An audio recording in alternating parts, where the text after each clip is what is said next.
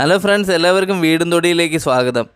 2-3 ദിവസം മുമ്പേ ഇവിടെ മഴയുണ്ടായിരുന്നു. അതിനെ തുടർന്ന് ഉണ്ടായതാണ് ഈ ഫംഗസ് രോഗം. ഇതൊരു മിൽഡ്യൂ ഫംഗസാണ്. ഇതിനെ ചെറുക്കാൻ നമുക്കൊരു കോണ്ടാക്ട് ഫംഗിസൈഡ് ആവശ്യമുണ്ട്. നമ്മൾ പൊതുവേ ഫംഗിസൈഡ് ഉപയോഗിക്കുന്നത് ഫംഗൽ രോഗങ്ങൾ കൊണ്ടുള്ള പ്രശ്നങ്ങൾ നമ്മുടെ ചെടിക്ക് ഇല്ലാതിരിക്കാൻ വേണ്ടിയാണ്. ചെടിയുടെ വേരുകൾ അഴുകിപ്പോവുക, ഇലകൾ കറുത്ത പുള്ളികൾ വരിക, അല്ലെങ്കിൽ ഇലകൾ മഞ്ഞ നിറമാകുക, ഇതൊക്കെ ഫംഗസ് രോഗങ്ങളുടെ ലക്ഷണമാണ്. നമുക്ക് വിപണിയിൽ 2 തരത്തിലുള്ള ഫംഗിസൈഡ്സ് കിട്ടാറുണ്ട്. ഒന്ന് കോണ്ടാക്ട് ഫംഗിസൈഡും പിന്നെ ഒന്ന് സിസ്റ്റമിക് ഫംഗിസൈഡും. ഈ കോണ്ടാക്ട് ഫംഗിസൈഡ് എന്ന് പറഞ്ഞു കഴിഞ്ഞാൽ നമ്മൾ ഏത് പ്രതലത്തിലാണോ നമ്മൾ ഈ ഫംഗിസൈഡ് അപ്ലൈ ചെയ്യുന്നത് ആ ഭാഗത്ത് മാത്രം ഈ ഫംഗസിൻ്റെ അറ്റാക്ക് ഉണ്ടാവില്ല. അതേമാതിരി തന്നെ ഇപ്പോൾ നമ്മൾ സിസ്റ്റമിക് ഫംഗിസൈഡ് എന്ന് പറയുമ്പോഴാണെങ്കിൽ അത് ഇലകളിൽ നമ്മൾ തളിച്ച് കൊടുക്കുമ്പോൾ ഈ ഇല അതിനെ ആഗിരണം ചെയ്യുകയും അത് മറ്റ് വേരുകളിലും പിന്നെ ശാഖകളിലുമൊക്കെ ഇത് വ്യാപിപ്പിക്കുകയും പിന്നെ ഫംഗസ് വരാതെ അത് സൂക്ഷിക്കുകയും ചെയ്യുന്നതാണ് സിസ്റ്റമിക് ഫംഗിസൈഡ്. ഈ 2 തരത്തിലും ഉപയോഗിക്കാൻ പറ്റുന്ന ഒരു ഫംഗിസൈഡിനെയാണ് ഞാൻ ഇന്ന് നിങ്ങളുടെ മുന്നിൽ പരിചയപ്പെടുത്തുന്നത്. ഇതിൻ്റെ പേര് കോപ്പർ ഓക്സിക്ലോറൈഡാണ്.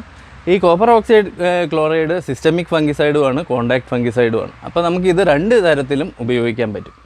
ഈ കോപ്പർ ഓക്സൈഡ് ഇത് വിപണിയിൽ കിട്ടും. നമുക്ക് പല കമ്പനികളും ഇറക്കുന്നുണ്ട്. അപ്പോൾ ഇത് നമുക്ക് വളക്കടകളിൽ പോയി ചോദിച്ചു കഴിഞ്ഞാൽ നമുക്ക് കിട്ടും. ഇപ്പോൾ ഇത് ഞാൻ വാങ്ങിച്ചിരിക്കുന്നത് 500 ഗ്രാമിൻ്റെ ഒരു പാക്കിന് 365 രൂപ എന്നുള്ള നിരക്കിലാണ് ഞാൻ ഇവിടെ വാങ്ങിച്ചിരിക്കുന്നത്. ഇതെങ്ങനെ അപ്ലൈ ചെയ്യണമെന്നൊക്കെ ഞാൻ നിങ്ങൾക്ക് ഈ വീഡിയോയിലേക്ക് പറഞ്ഞുതരാം. ഇത് നമുക്ക് എപ്പോഴും ഉപയോഗിക്കാൻ പാടില്ല. കാരണം ഇതിൽ കോപ്പർ അടങ്ങിയിരിക്കുന്ന കാരണം നമുക്ക് ഇത് ധാരാളം ഉപയോഗിച്ച് കഴിഞ്ഞാൽ മണ്ണിൻ്റെ ടോക്സിസിറ്റി കൂടുകയും അത് ഗുണത്തിനെക്കാട്ടിലും ദോഷമാണ് ഉണ്ടാവുന്നത്. അപ്പോൾ ഇത് നമ്മൾ കറക്റ്റായിട്ടുള്ള ഒരു അളവിൽ ഇത് പ്രയോഗിച്ച് കഴിഞ്ഞാൽ വളരെ ദോഷമില്ലാതെയും നല്ല രീതിയിൽ നമുക്ക് ഉപയോഗിക്കാൻ പറ്റും. ഏതൊരു കെമിക്കൽസ് ഉപയോഗിക്കുന്ന പോലെ തന്നെ ഇത് ഉപയോഗിക്കുമ്പോഴും നമ്മൾ കയ്യുറയും മാസ്കും ഇടുന്നത് നന്നായിരിക്കും. കാരണം ഇതിൽ കുറച്ച് ചെറിയ രീതിയിലൊക്കെ വിഷാംശം ഉണ്ടാകും. അപ്പോൾ നമ്മൾ ഇത് ഉപയോഗിച്ച് കഴിഞ്ഞ് കഴിഞ്ഞാൽ നമ്മൾ നന്നായിട്ട് മുഖവും കൈയും ഒക്കെ നന്നായിട്ട് കഴുകുക. പിന്നെ നമ്മൾ ഉപയോഗിച്ചിരിക്കുന്ന വസ്ത്രവും നമ്മൾ കഴുകേണ്ടി വരും. ഇത് നമ്മൾ ഉപയോഗിക്കുമ്പോൾ പുകയ്ക്കുകയോ അല്ലെങ്കിൽ ചവയ്ക്കുകയോ അല്ലെങ്കിൽ മുറുക്കുകയോ ഒന്നും ചെയ്യരുത്. കാരണം അതിൻ്റെ ആ അംശം നമ്മുടെ വായിൽ പോകാനുള്ള സാധ്യതയുണ്ട്. അതുകൊണ്ട് നമ്മൾ ഈ സമയത്തൊന്നും കഴിക്കുകയോ അല്ലെങ്കിൽ എന്തെങ്കിലും മുറുക്കാൻ എടുക്കുകയോ ഒന്നും ചെയ്യരുത്. അത് നല്ലതല്ല. ഇത് നമ്മുടെ സേഫ്റ്റിക്ക് വേണ്ടിയാണ്. കോപ്പർ ഓക്സിക്ലോറൈഡ് ഒരു ഫംഗിസൈഡ് മാത്രമല്ല, ഒരു ബാക്ടീരിസൈഡ് കൂടെയാണ്. ഏറെക്കുറെ വൈറൽ രോഗങ്ങളും ഇത് ചെറുക്കും. ഒട്ടുമിക്ക എല്ലാ പച്ചക്കറികളിലും പഴവർഗ്ഗ ചെടികളിലും ഇത് ഫംഗസിനെയും ബാക്ടീരിയയും ചെറുക്കാൻ ഉപയോഗിക്കുന്നു. ഇതൊരു പച്ച നിറത്തിലുള്ള ദ്രാവകമാണ്. വളരെ കുറച്ച് അളവിൽ മാത്രം നമ്മൾ എടുത്താൽ മതി. ഞാനിവിടെ 7.5 ലിറ്റർ വെള്ളത്തിൽ 25 ഗ്രാം എന്ന രീതിയിൽ അളന്ന് വെച്ചിരിക്കുകയാണ്. അപ്പോൾ 7.5 ലിറ്റർ വെള്ളത്തിൽ ഞാനിത് കലക്കുകയാണ്.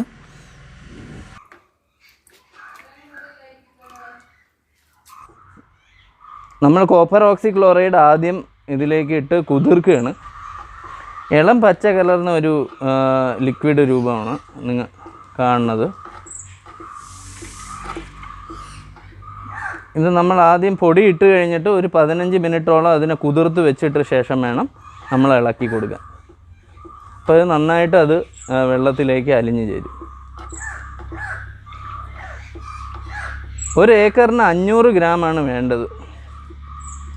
500 ഗ്രാം മാത്രം നമുക്ക് മതി. അപ്പോൾ നമുക്ക് ഈ 15 ലിറ്ററിന് 50 ഗ്രാമും 7 ലിറ്ററിന് നമുക്ക് ഇവിടെ 25 ഗ്രാമാണ് ഇവിടെ ഉപയോഗിച്ചിരിക്കുന്നത്. ഞാൻ വെറും 7 ലിറ്ററാണ് ഇവിടെ എടുത്തിരിക്കുന്നത്. അപ്പോൾ ലിറ്റർ കണക്കിന് നോക്കണമെങ്കിൽ നിങ്ങൾക്ക് 3 ഗ്രാം മാത്രം ഇതിട്ടാൽ മതി, അധികം പാടില്ല. നമ്മൾ അളവ് എപ്പോഴും ശ്രദ്ധിക്കണം. ലിറ്ററിന് 3 ഗ്രാം മാത്രം നമ്മൾ ഇട്ട് കൊടുത്താൽ മതി. സൊല്യൂഷൻ തയ്യാറായിട്ടുണ്ട്. ഇനി നമുക്ക് ഇത് തെളിച്ച് കൊടുക്കാം. കുറച്ച് ചെടികൾക്കാണെങ്കിൽ വെറും നമ്മൾ 1 ലിറ്ററൊക്കെ പ്രിപ്പയർ ചെയ്താൽ മതി.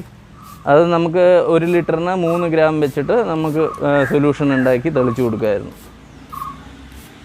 ഇത് ചെയ്യുമ്പോൾ നമ്മൾ പെട്ടെന്ന് തന്നെ സ്പ്രേ ചെയ്യണം.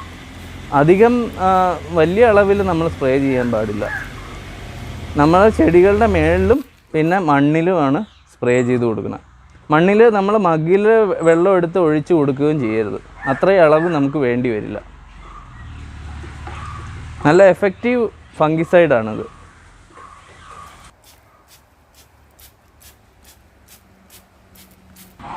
ഇത് ഞാൻ അന്ന് നട്ട കുറ്റിക്കുരുമുളകാണ്. നമ്മൾ കോപ്പർ ഓക്സി ക്ലോറൈഡിൻ്റെ 0.3% സൊല്യൂഷൻ ഉണ്ടാക്കിയിരുന്നു. ആ സൊല്യൂഷനിൽ നമ്മൾ 45 മിനിറ്റ് പാർശ്വശാഖകൾ മുക്കി വെച്ചിട്ടാണ് നമ്മളത് നട്ടത്. അപ്പോൾ ആ സമയത്ത് എനിക്ക് കമൻറ്റ് ബോക്സിൽ ഒരു ഇത് വന്നിരുന്നു, എങ്ങനെയാണ് കോപ്പർ ഓക്സി ക്ലോറൈഡിൻ്റെ ഉപയോഗം ചെയ്യേണ്ടത്, നമ്മൾ ഇത് കുരുമുളകിന് വേണ്ടി മാത്രമാണോ അതോ മറ്റു ചെടികൾക്ക് ഉപയോഗിക്കാൻ പറ്റുമോ എന്നൊക്കെ എൻ്റെ അടുത്ത് സംശയം ചോദിച്ചിരുന്നു. അപ്പോൾ അതിനനുസരിച്ചിട്ടാണ് ഞാൻ ഇന്ന് ഈ വീഡിയോ ചെയ്യുന്നത്. ഇതിപ്പോൾ ഏകദേശം 6 മാസത്തോളമായ കുറ്റിക്കുരുമുളകാണ്. ഇപ്പോൾ ഇതിൽ തിരിയൊക്കെ വന്നു തുടങ്ങി.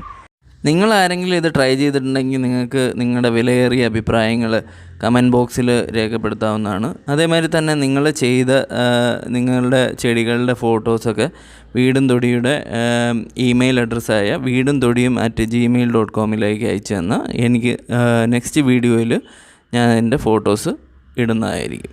ഇപ്പോൾ കണ്ടോ, ഇതിൽ കുറേ തിരികൾ വന്നു തുടങ്ങി.